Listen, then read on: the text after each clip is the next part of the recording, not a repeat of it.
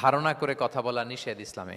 ওয়া ইন্না যান্না লা ইউগনি মিনাল হাক্কি শাইআ, আল্লাহ বলেন ধারণা কখনো সত্যের বিকল্প হতে পারে না। আপনাকে সত্যটা জেনে বলতে হবে। আমরা এরকম সমাজে অনেক করি, অনেক। আপনি পাবেন, ধরেন যে আপনাকে আপনার এক বন্ধু দেখলো, রিক্সা দিয়ে যাচ্ছেন, আপনার পাশে এক নারী বসা, তো সে অনেক কিছু খারাপ ধারণা করতে পারে। এরকম হয় না সমাজে? তো এমন হতে পারে যে আপনি আপনার ছোট বোনকে নিয়ে বেরিয়েছেন, হতে পারে না? কিন্তু আপনি তো একটা ধারণা করে ফেললেন অন্য কিছু। বা আপনার ভাগ্নিকে নিয়ে বের হয়েছেন, আপনার আপন খালাকে নিয়ে বেরিয়েছেন কোনো কাজে, ডাক্তারের কাছে বা কিছু একটা হতে পারে। কিন্তু তাকে দেখেই আমি এদিক সেদিক বলতে আরম্ভ করলাম যে ওকে তো দেখছি এরকম এরকম এরকম। আছে না নাই? আমাদের সমাজে আমি দেখেছি যে কারো যদি ঠোঁট কালো হয়, তো মানুষ ধারণা করে নেয় লোকটা মনে হয় সিগারেট খায়।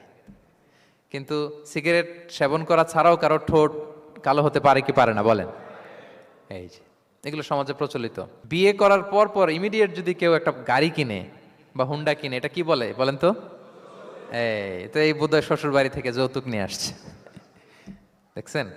এরকম ভুরি ভুরি আপনি সমাজে পাবেন। আন্দাজে, ধারণার উপরে আমরা অনেক কথা বলে ফেলি, কিন্তু নিশ্চিত না হয়ে আপনি কোনো কমেন্টসে যেতে পারবেন না। এটা একেবারে নিষেধ।